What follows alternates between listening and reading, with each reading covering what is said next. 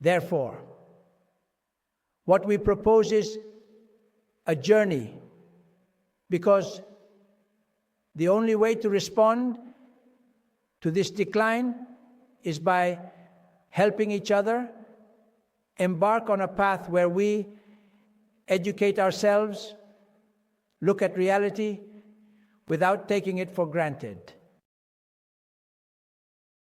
And for this chapter, Don Giussani defines it as the itinerary of the religious center. The itinerary because life becomes life constantly, so that it is not taken for granted, so that it is not all flat, so that it is not all disappointing. Because even someone who is dressed in a coma can once again engage with reality. Or someone in the hospital can be amazed by the sunset of dawn, which perhaps they had not been so amazed by before. But when life challenged them like this, the sunsets and dawns made them rise in bed. And this is a hope. No matter the circumstances in which one lives, there is always this possibility.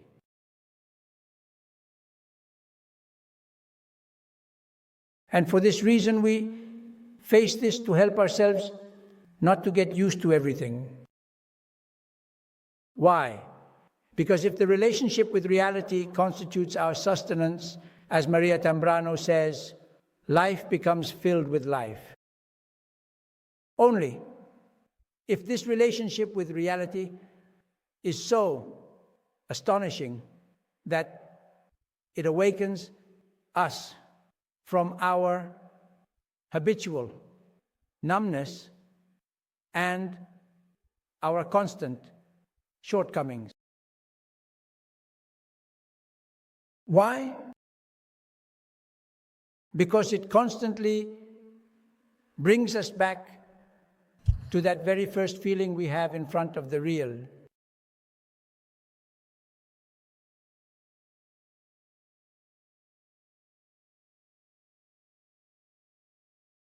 Why? Because we encounter something that is given that surprises us, and we do not take it for granted. For this reason, we sometimes see that when, for any circumstance, one day we are amazed by something that was there. We can tangibly grasp what life would be like if we could educate ourselves, like that desire we have to educate ourselves so that our entire relationship with the real is as true as the first moment, and all of life is filled with this fullness. Like the day when one is left speechless, astonished, in front of the face of a loved one, or in front of Monte Bianco, or in front of the dawn of a hospital ward. It is not an effort. It is simply a relationship with reality that one needs to learn. One must undertake a journey that is possible for those who do not want to settle for anything less than this.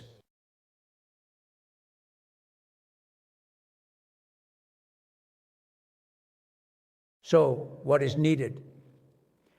To be struck, as we see when one stands before the beauty of Monte Bianco, or even if we don't see Monte Bianco, every day one can be in the hospital and see the sunrise through a window, or realize the nurse is not to be taken for granted, or the child, your child, who realizes that mom has taken him to the cafe, and that is not to be taken for granted.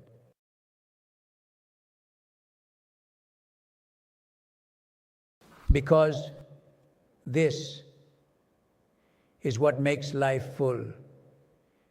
If we educate ourselves to live the relationship with the real in every detail. as it is not taken for granted.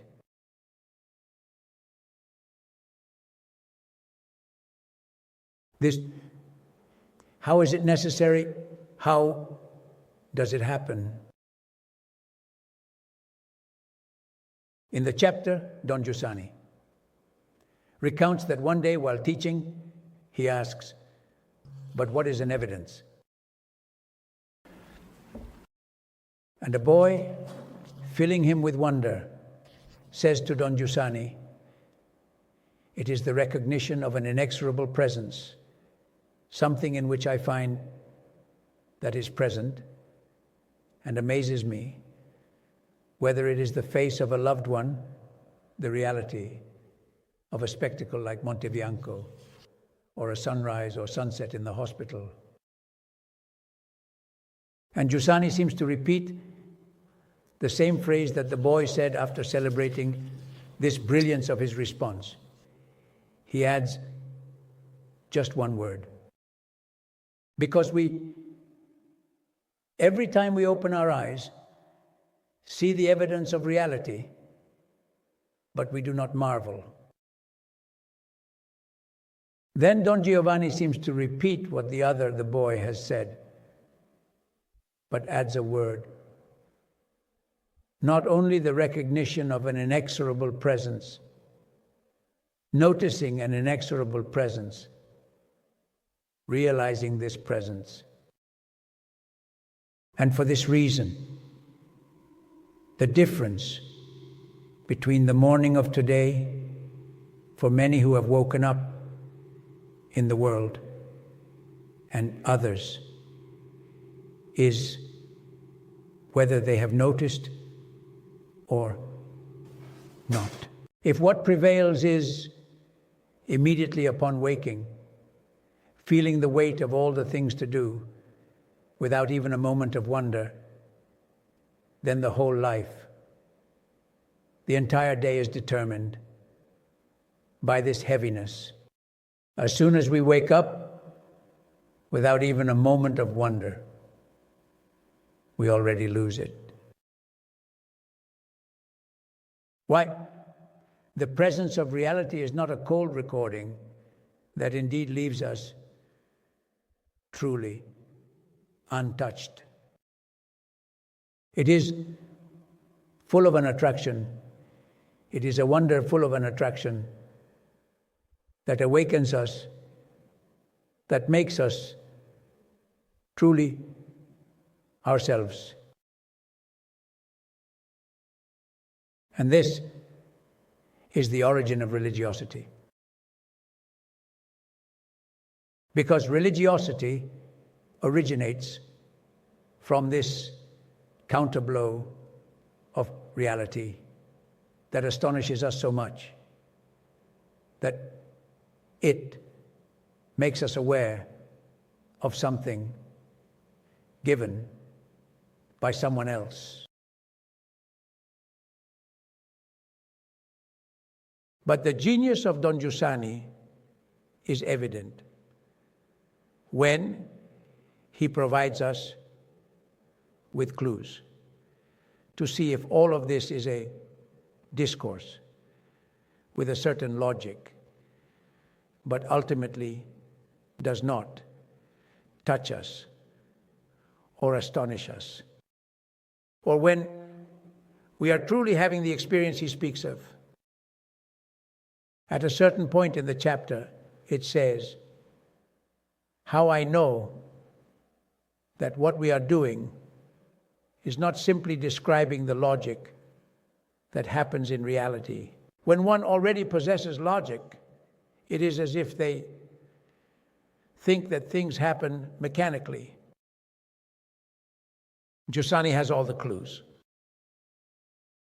So, if I am living this journey as an experience, if myself is awakened from the stupor with which it has been elevated,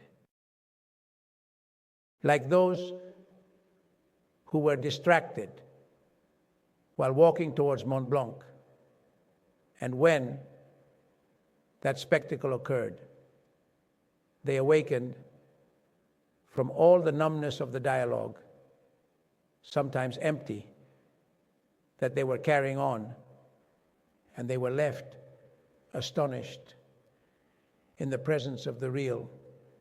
First sign, second. When one finds oneself in front of this, one feels awakened the change that happens within oneself. What happens in us?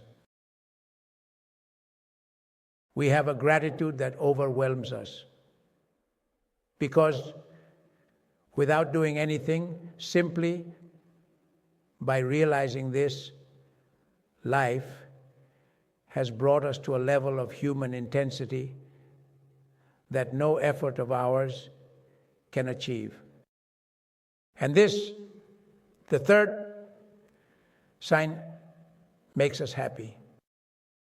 Imagine the opportunity to live the everyday life that so often disappoints, that so often feels heavy, that is dry for the majority of days, with this possibility. We are interested in proposing this to ourselves and to the young people only for this reason: for passion, for esteem, for our life. Why are we introduced to live reality this way? Where are we helped to relate to reality in this manner? It's not that reality isn't in front of us, but the vast majority of our days don't tell us anything. Instead, we believe that it can be a possibility within reach for all those who are not satisfied with merely losing their life by living,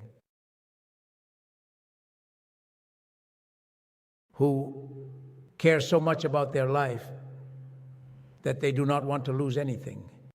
Because this is what the fourth sign of what happens if one has an experience does, which makes one aware and say, but I have never been so expansive as I am now.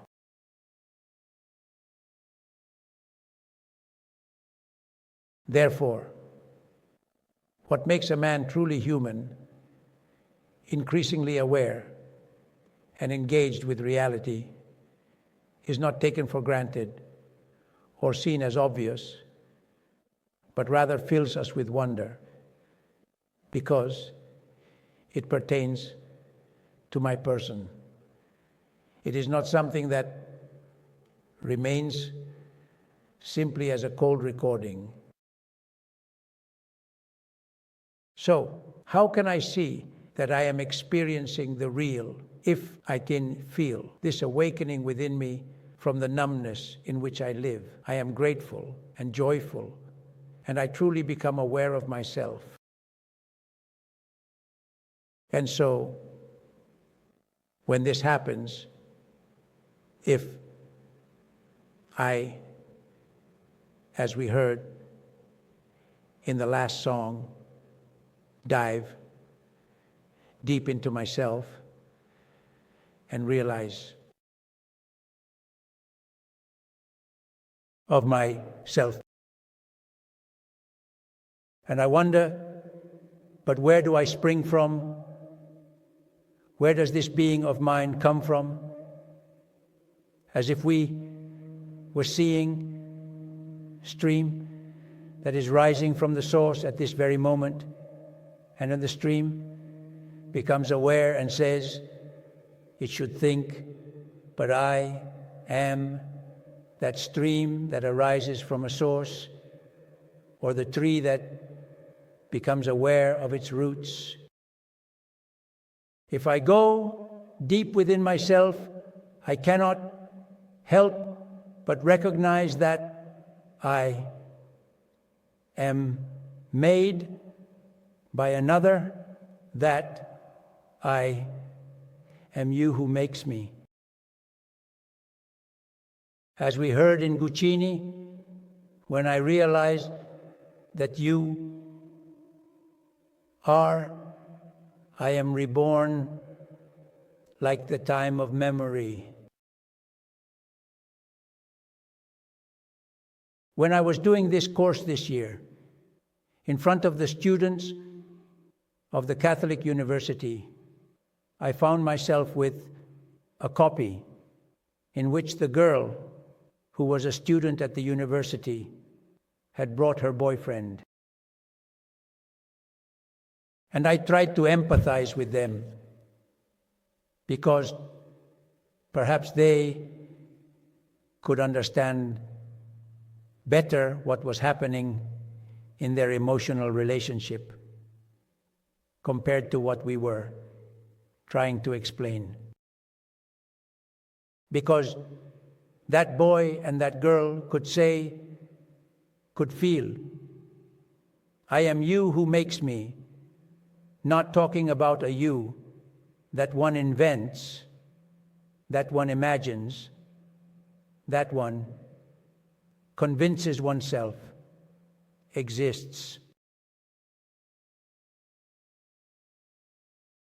It is that these two could understand well that they could do. One could have the experience of fullness that he was having only because the other was awakening it.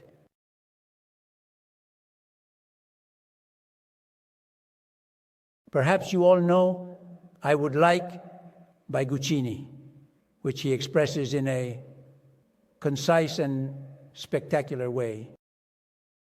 Because I am not when you are not there. That is, the you of the other is crucial for being me. And these two boys who were there could not think of a you in the abstract. No, it was the other who was in front, that without the you, without you, I could not have the experience of myself as I am having with this fullness, with this abundance that finds me within.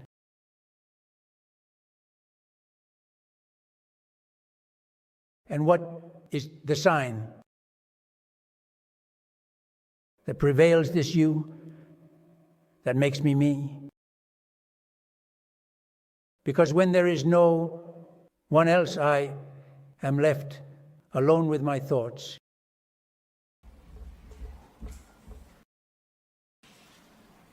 Which is what happens to us the vast majority of the time.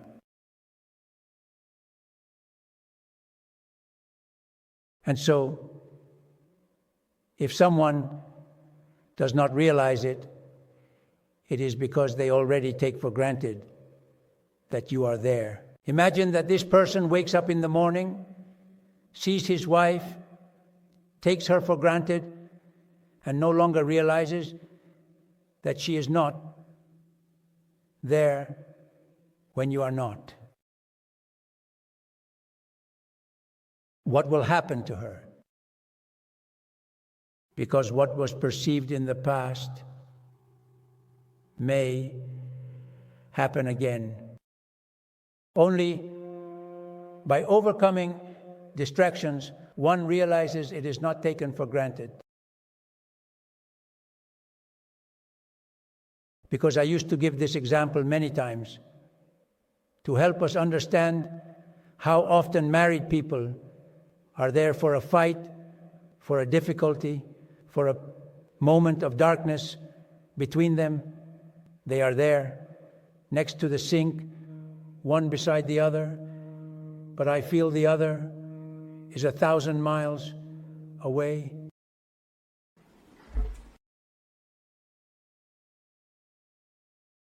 And I say, if at a certain moment, when we are so distant, if the other person has a heart attack, what do? Desire awakens you from your stupor, and because you might lose the loved one you take for granted, you wake up and immediately call the ambulance, getting agitated to avoid losing them. And for this, I say, friends, either the heart attack or education. Either we must wait for a heart attack to awaken from our slumber, or we can educate ourselves to see the other with this perspective. And so, if one goes to the depths of oneself, this you that generates him is what can fill the life of his present. Because it is not when you are not here. But in order to say it, one must realize that the other is generating you into this experience of living right now. When I explained this to my students at the beginning of my teaching, once a boy in the cell service line at my school said to me, "But you, a teacher, are you sure about what you say, about this, about you, about God?" As if he said something that troubled him. But is this real? I answered it, yes. Because I start from reality, not from God.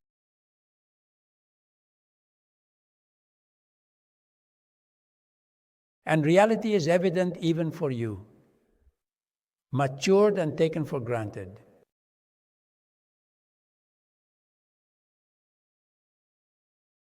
The starting point, therefore, is always reality, because reality provokes reason, sets it in motion, and the sight of a child who, when faced with a toy, cannot help but awaken the desire to grasp all the factors in order to use it. For this reason, one cannot live reality, taking it for granted, without recognizing the you that creates it, that is happening to me right now. For this reason, the consciousness of an adult man who does not take things for granted and who recognizes others becomes aware of who is with us now. This is not something to be taken for granted. Imagine if one were to wake up every morning with this awareness, how one would enjoy life just as one enjoys the life of the beloved present.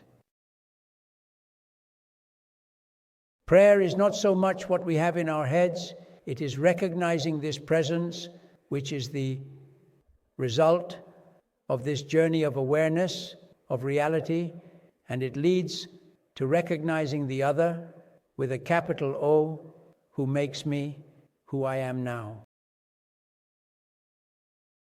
It is like a voice. The voice is the echo of an intimate vibration, or the spring that becomes aware of its source, or the flower that becomes conscious of its root.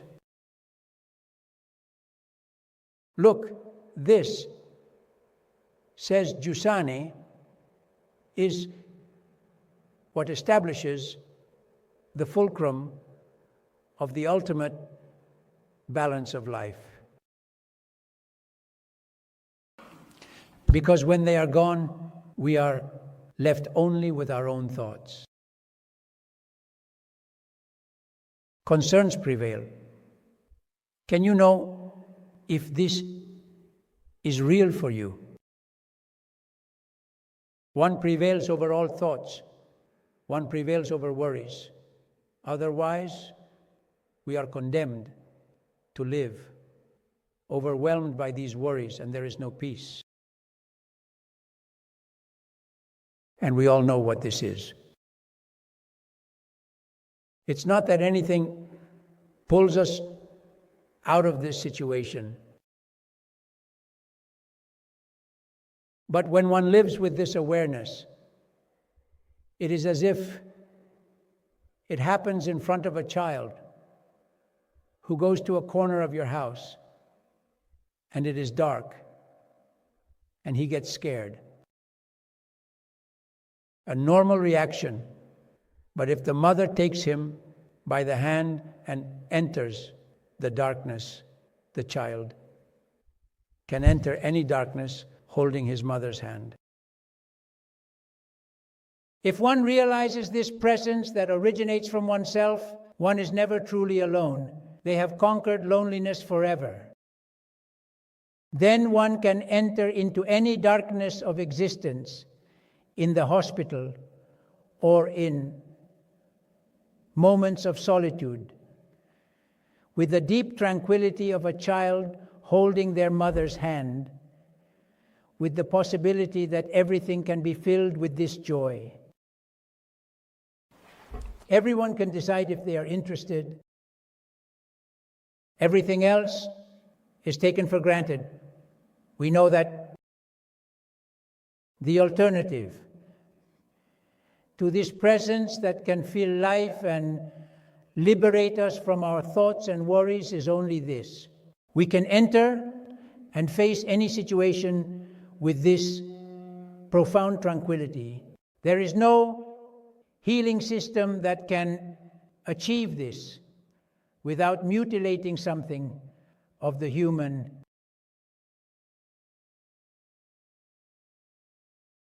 For this reason, we define what is the itinerary, what is the formula of the itinerary to the ultimate sense of reality, to the ultimate taste of living, to live the real.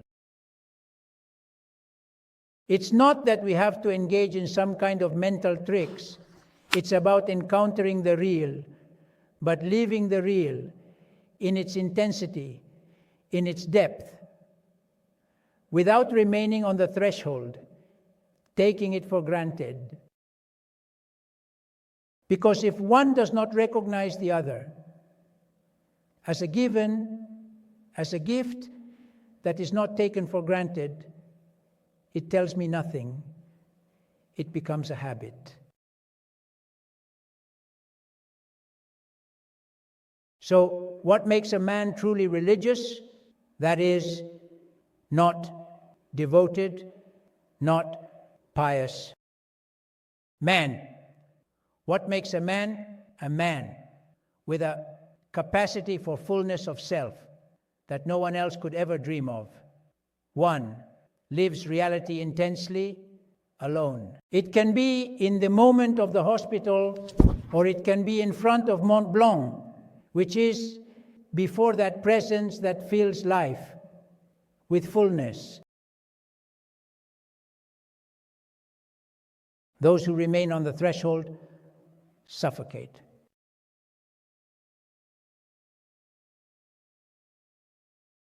So, when I suffocate, it is because I have remained alone on the threshold. When I suffocate and the other annoys me, that person who amazed me to the point of marrying him or her. If at a certain moment one gets used to it, everything becomes flat and suffocates.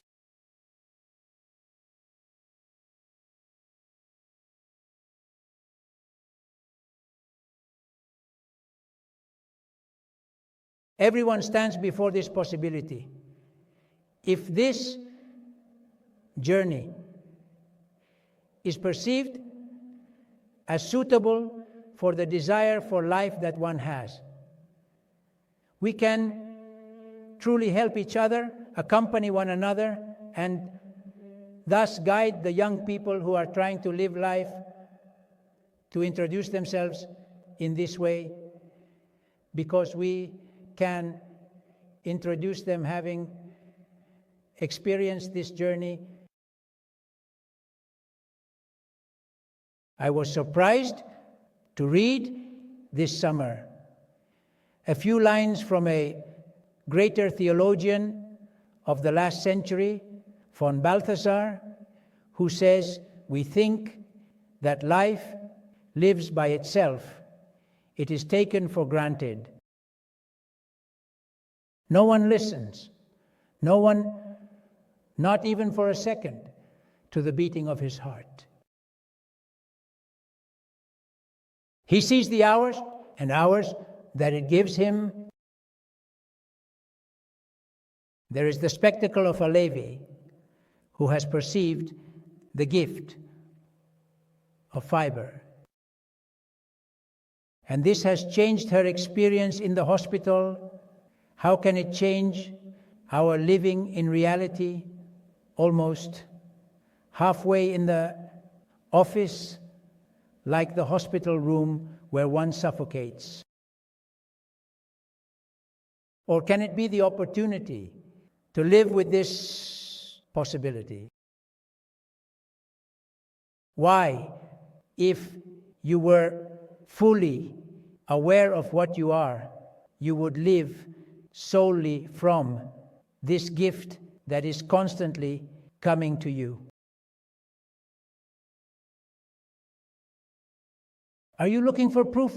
It's so.